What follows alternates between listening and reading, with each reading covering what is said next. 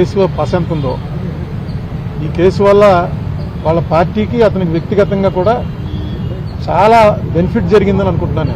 ఎందుకంటే కక్ష సాధింపు ధోరణితోటి చేసినటువంటి ప్రయత్నం అని క్లియర్గా అర్థమైపోతుంది. కనీసం అక్కడ ఇంటి మీద దాడి చేస్తుంటే 6 గంటల సేపు మనం అందరం చూసాం కదా. వాళ్ళని కనీసం ఏ మేజిస్ట్రేట్ ముందో ఆధారపరిచి చిన్న డ్రామా అన్నా చేయవలసింది. స్టేషన్ బెయిల్ ఇచ్చి పంపించారు. ఆర్సన్ కేసులో. ఆర్సన్ కేసు అంటే ఇంటి మీదకి మంటలు వచ్చేలాగా పెట్రోల్ బాంబులు విసిరితే దాంట్లో స్టేషన్ బెయిల్ నేను ఎప్పుడు వినలేదు. అలాగే తిట్టాడన్న కేసులో తీసుకొచ్చి అప్పుడే 2 వారాలు అయిపోయినట్టుంది. తీసుకొచ్చి సెంట్రల్ జైల్లో పెట్టడం ఇది టూ మచ్ అనమాట. ఇది ఫస్ట్ ఆఫ్ ఇట్స్ కైండ్ అనుకుంటున్నాను. ఏదైనా చూద్దాం ఇది ఎట్టి దారి తీస్తుందో. Okay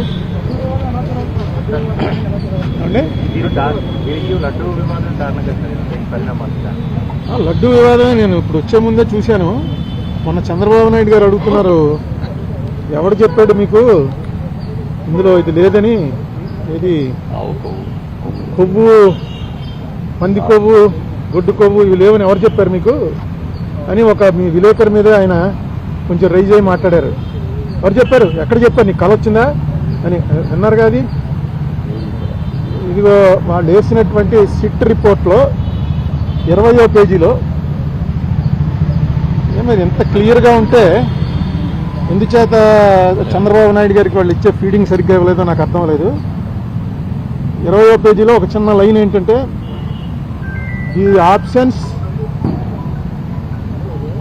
absence of cholesterol in the samples also suggests that the chances for presence of tallow, lard and fish oil are very low.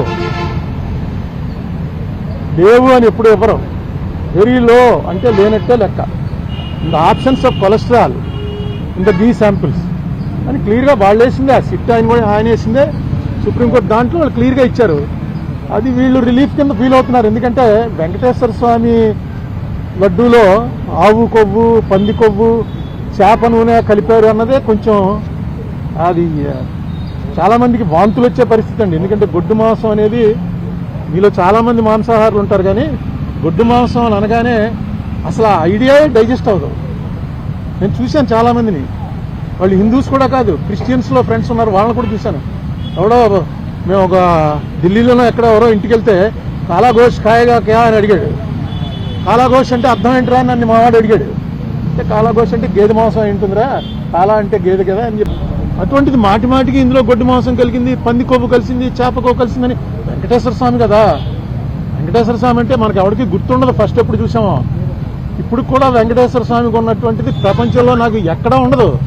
ఆ రష్ నేను చూసాను. నార్త్ ఇండియన్స్ వచ్చి చూసి ఏంటిది రోజు కుంభమేళ ఇక్కడని. అంత జనం, అంత వెంకటేశ్వర స్వామి అంటే ఆ దాంట్లో అన్నిసార్లు అనకూడదు. అసలు నిజంగా జరిపిన వాళ్ళని శిక్షించడానికి ప్రయారిటీ ఇవ్వాలి. కానీ దీంట్లో నిన్న ఇంకో మాట అన్నాడు ఆయన, నాకు ఆశ్చర్యం వేసింది. ఇది అవినీతి కాదుట, హిందూ మతాన్ని నాశనం చేయటం కోసం పన్నిన కుట్రట. హిందూ మతం నాశనం అవటాన్ని, నాశనం అవడానికి చేయగలడా దీన్ని? అది కుట్రండి. ఎవడో తప్పు చేశాడు వాడిని పట్టుకోవాలి. ఇంకా కెమికల్స్ అవి ఉన్నాయంటున్నారు. ఆ కెమికల్స్ కూడా ఆయన ఇచ్చిన కంపారిజన్, మనం టాయిలెట్స్లో వాడే ఈ యాసిడ్లన్నీ తీసుకొచ్చి ఇందులో కలిపారని ఏదో రకంగా ప్రజల్లో ఒక ఎవర్షన్ పుట్టించాలి. తిరుపతి లడ్డు అంటే అంత టేస్ట్గా తినే వాళ్ళకి ఆ లడ్డు చూడగానే ఇందులో ఏముందోరా బాబు అని అనిపించే భయం కలిగించాలని సీఎం లెవెల్ మనిషి అలా మాట్లాడటం కరెక్టే. నేను సీఎం గారి ఇంటికి వెళ్తే నాకు కప్పులో టీ ఇచ్చారు. ఆ కప్పు పట్టుకుని ఇది ఏంటనుకుంటున్నారు, ఈ మెట్లు, ఈ మెటీరియల్ మనం టాయిలెట్స్లో కమోడ్లు వాడతామే, ఆ కమోడ్ మెటీరియల్ తోటి కప్పు తయారు చేసే కప్పులో ఇచ్చారు. నిజమే, అది కమోడ్తో పోల్చడం ఏంటి? పింగాణితో అనేక రకాలు తయారవుతాయి. కమోడ్తో పోలుస్తారా ఎవడన్నా? నాకు ఎందుకు చాలా ఆశ్చర్యం వేసింది. ఏంటి ఇదేంటి ఇలా మాట్లాడు సీఎం గారు? ఎప్పుడు అంత బ్యాలెన్స్ తప్పి మాట్లాడ్డాడు. చాలా కాలం నుంచి ఆయన సీఎంగా చూస్తున్నాం కదా, ఎందుకు ఇలా మాట్లాడుతున్నాడు ఏంటి? ఎంత అందులో టాయిలెట్లు కడిగే వాటిని తీసుకొచ్చి కలిపారని. ఇది బ్లాస్ఫమీ అవుతుంది. బ్లాస్ఫమీ అంటే దైవద్రోహం. దయచేసి ఇలాంటి పనులు వద్దు. మీకు రాజకీయంగా ఖర్చు ఉంటే రాజకీయ ఖర్చు తీర్చుకోండి, కేసులు పెట్టండి, మీ చేతిలో పవర్ ఉంది. ఎవరైనా ఇదేంటి వెంకటేశ్వర స్వామి మీద, వెంకటేశ్వర స్వామిని అన్పాపులర్ ఎందుకంటే జగన్ క్రిస్టియన్ అనా? జగన్ క్రిస్టియన్ కాబట్టి క్రిస్టియన్స్ అందరూ కూడా వెంకటేశ్వర స్వామికి యాంటీ